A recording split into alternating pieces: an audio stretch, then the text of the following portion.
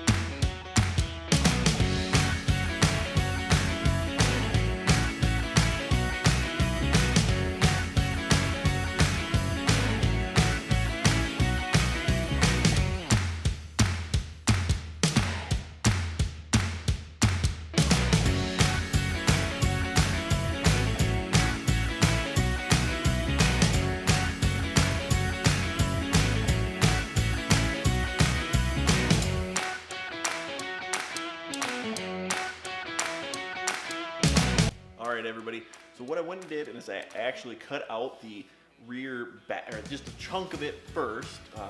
You'll see in that video or my time lapse, you'll see me cut a big hole in there, cut out the little extra rust that I had. You should be able to see all the pieces that I took out. Let's see if we'll focus on it. So this was basically the back side. There we go. So here's the back side of it and everything. I mean, it's rotted out. My needler just blew a hole right through here because there was a bunch of seam sealer, or not seam sealer, but undercoating across this whole deal.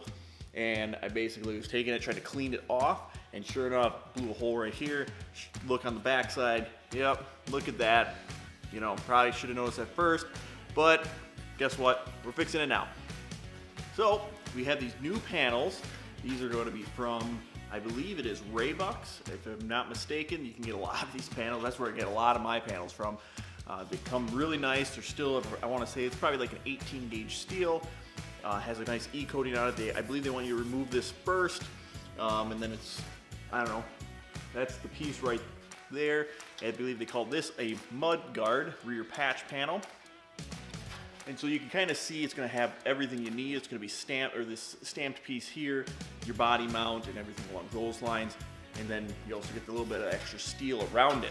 So like I said before, I cut a big hole in there just so that I could get that main piece back out for the body mount, so that I can put this new piece in and kind of fit it and see how much I'm going to need and how much I'm going to have to cut off. And then I went ahead, there's actually a little piece of plastic right here, because there's going to be a little bushing here to keep that the chassis and then the body away from each other. It's a little rubber bumper. This is just a piece of plastic I found, put a drill or a piece of dowel in it and held it right into place. Gave it a little extra cushion there, just so that if I have a thicker one, it should be fine.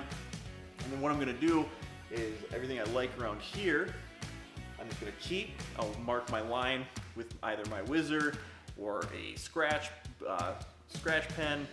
And then I don't know if you can really make out there, but I have a couple lines going down right here and right here.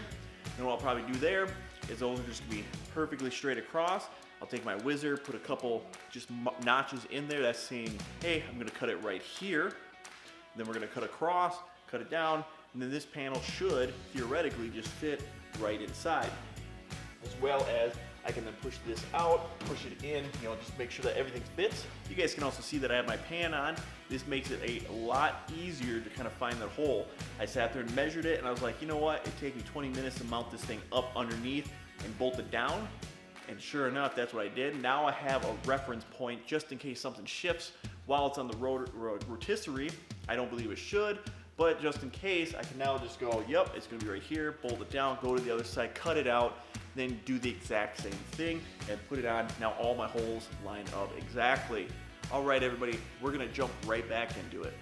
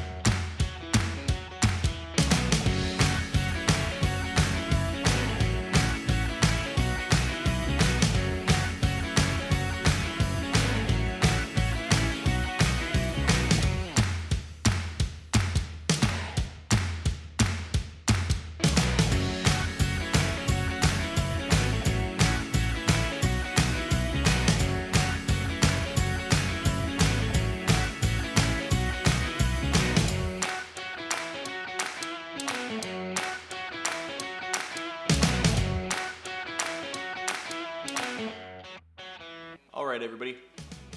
So we got our piece cut out. As you can see, I welded this in. A couple things I do tend to do is I'll try to put as many spot welds in there at one time. One reason you don't want to do that is you're going to warp the panel. You're going to put too much heat in that one area, and then what's going to happen is that panel's going to try to go in and out. And that's why you'll see me tapping on a lot of those pieces, or you'll see me with my air blower and I'm cooling it down. And I think it was like 2 or 3 spots that I could see where it actually did bulge out a little bit. Nothing too crazy. I've had a lot worse, but it's still going to be a lot more pliable. So I got all this welded in, tacked in, so you'll see when it's going to focus on me. So you'll see that I'll start here, then I might jump over to this side, and I might jump down here, and then vice versa, just keep going back and forth to help disperse that heat. Then I take my air blower, I'll cool it down just to help make sure that it does stay cool. And then you did see me up in this corner, I did grind a little bit off, and that was again one of my spots where I had too much heat and this panel actually folded out a little bit. And so that caused this kind of bad spot. So I took my grinder, grind it back down, and then leveled it out and then put those pieces in. Another tool that you might have seen me use are going to be these. I don't tend to use these a whole lot. I just don't like them because they are nice to pull panels flush together. But the problem is there's a space. Let's see if it'll let me focus in on it. Yeah, it's too. Oh, there we go.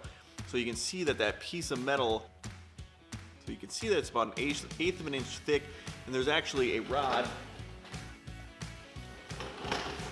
that just goes right through the middle here, and then your panel would go right in the middle of that, and then it would clamp down on it and pulling all that whole panel together.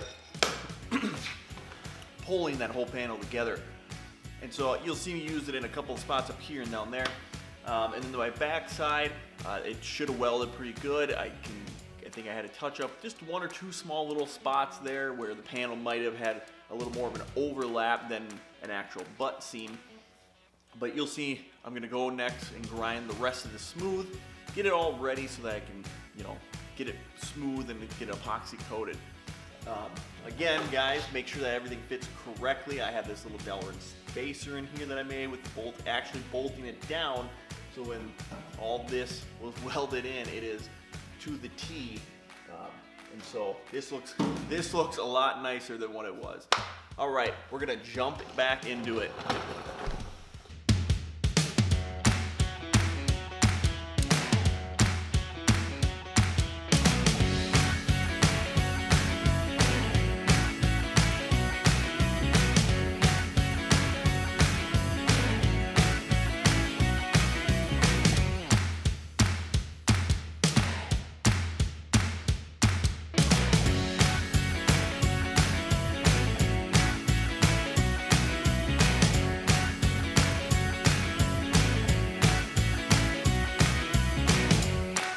Alright everybody, so you can see where I have the spot all grinded out.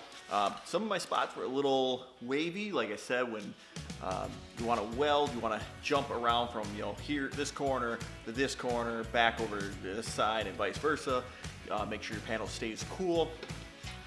Especially right up in this top area, it kind of you could see it wave out a little bit. So I took my hammer and dolly and kind of tapped that down a little bit. And so, but otherwise, I mean, it turned out really good. I have a few spots I need to just kind of fill in, just because they didn't fill in correctly for whatever reason. And then we should be good to go to do the other side. All right, guys, thanks for watching this episode. I'm gonna keep doing this. I'm gonna keep making more. Next one will be the opposite side. I mean, if you watch this side, guess what? It's probably gonna be the same as the other side. Otherwise, hey, stay tuned for more.